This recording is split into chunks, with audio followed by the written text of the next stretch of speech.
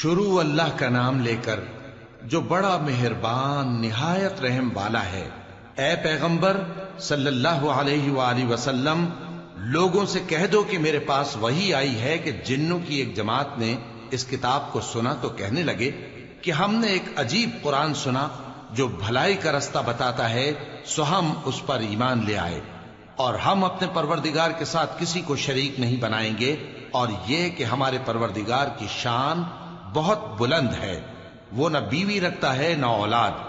اور یہ کہ ہم میں سے کوئی بے وقوف اللہ کے بارے میں جھوٹ گھڑتا ہے، اور ہمارا یہ خیال تھا کہ انسان اور جن اللہ کی نسبت جھوٹ نہیں بولیں گے، اور یہ کہ بعض بنی آدم بعض جنات کی پناہ لیا کرتے تھے تو اس سے ان کی سرکشی اور بڑھ گئی تھی، اور یہ کہ ان کا بھی یہی اعتقاد تھا جس طرح تمہارا تھا کہ اللہ کسی کو نہیں زندہ کرے گا، اور یہ کہ ہم نے آسمان کو ٹٹولا تو اس کو مضبوط چوکیداروں اور انگاروں سے بھرا ہوا پایا، اور یہ کہ پہلے ہم وہاں بہت سے مقامات پر فرشتوں کی باتیں سننے کے لیے بیٹھا کرتے تھے، اب کوئی سننا چاہے تو اپنے لیے انگارہ تیار پاتا ہے، اور یہ کہ ہمیں معلوم نہیں کہ اس سے اہل زمین کے ساتھ برائی مقصود ہے یا ان کے پروردگار نے ان کی بھلائی کا ارادہ فرمایا ہے، اور یہ کہ ہم میں بعض نیک ہیں اور بعض دوسری طرح کے، ہمارے کئی طرح کے مذہب ہیں، اور یہ کہ ہم نے سمجھ لیا ہے کہ ہم زمین میں خواہ کہیں ہوں اللہ کو ہرا نہیں سکتے اور نہ بھاگ کر اس کو تھکا سکتے ہیں، اور جب ہم نے ہدایت کی کتاب سنی اس پر ایمان لے آئے، سو جو شخص اپنے پروردگار پر ایمان لاتا ہے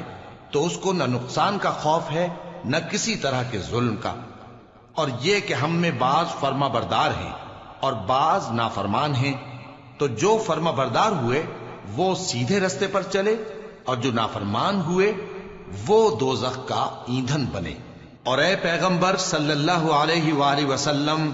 یہ بھی ان سے کہہ دو کہ اگر یہ لوگ سیدھے رستے پر رہتے تو ہم ان کے پینے کو بہت سا پانی دیتے تاکہ اس سے ان کی آزمائش کریں، اور جو شخص اپنے پروردگار کی یاد سے منہ پھیرے گا وہ اس کو سخت عذاب میں داخل کرے گا، اور یہ کہ مسجدیں خاص اللہ کی ہیں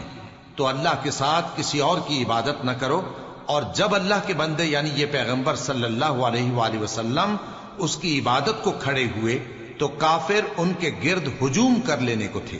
اے نبی صلی اللہ علیہ وآلہ وسلم، کہہ دو کہ میں تو اپنے پروردگار ہی کی عبادت کرتا ہوں اور کسی کو اس کا شریک نہیں بناتا، یہ بھی کہہ دو کہ میں تمہارے لیے نہ کسی نقصان کا اور نہ نفع کا کچھ اختیار رکھتا ہوں،